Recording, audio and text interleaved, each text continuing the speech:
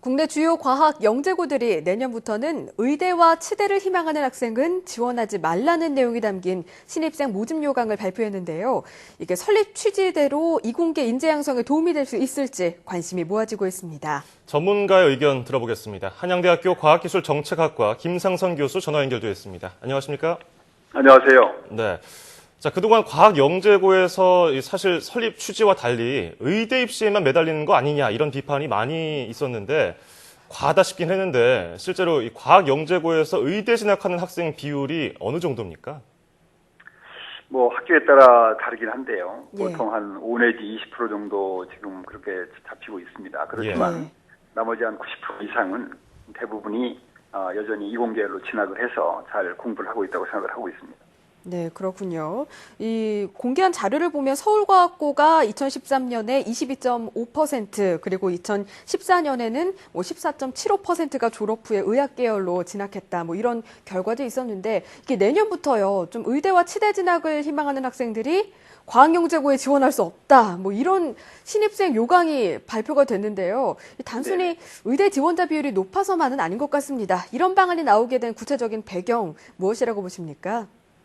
영재고가 원래 설립한 취지가 정부 예산을 지원해서 예. 과학 분야에 탁월한 영재들을 골라서 이제 꿈을 키우도록 하자고 하는 건데 예. 이렇게 이제 이탈률이 많아지게 되면은 당초 설립 취지에도 어긋나고 무엇보다도 이제 고등학교가 사실 학생들이 가장 꿈을 키울 수 있는 시절 아닙니까? 근데 예. 그 시절에 학교 과정이 과학 영재를 키우는 과정으로 구성이 되어 있는데 예. 이 학생들은 아무래도 입시에만 쫓겨서 제대로 학창시절을 보내지 못하는 그런 불행한 사태를 초래하게 되는 거죠. 그래서 그쵸. 이런 것들을 좀 막아보자 이런 취지에서 아마 이런 조치가 나온 것 같습니다. 예. 그런데 사실 부정적인 의견도 없지 않아 있습니다. 학생들의 의대 진학 자체를 막을 수 있겠냐 이런 건데 또 일부 상위권 의대에서는 과학 특기자 전역으로 신입생을 뽑기 때문에 근본적인 대책은 아닌 것 같은데요. 어떻게 보십니까? 그렇죠. 사실 학교에서는 이제 강력한 의지 표명으로 볼 수 있는데 졸업한 후에 의대 지원해도 특별히 제재할 방법이 없고 그래서 근원적인 대책은 아니라고 보고요. 특히 일부 의대에서 과학 특기자 전형으로 학생을 선발하는 것은 저는 좀 바람직하지 않다고 생각을 하고 있습니다. 네, 그렇군요. 연세대는 전체 의학과정원의 25%에 이르는 20명을 이제 과학 특기자 전형으로 뽑다 보니까 이게 좀 고등학교에서의 이런 정책이 대학에 진학에 실질적으로 영향을 주느냐 이런 이야기가 나오고 있는데요. 이 국내 과학영재고에서 이공계 인재를 양성하기 위해서 좀 앞으로 어떻게 나아가야 할지 그 방향에 대해서도 짚어주시죠.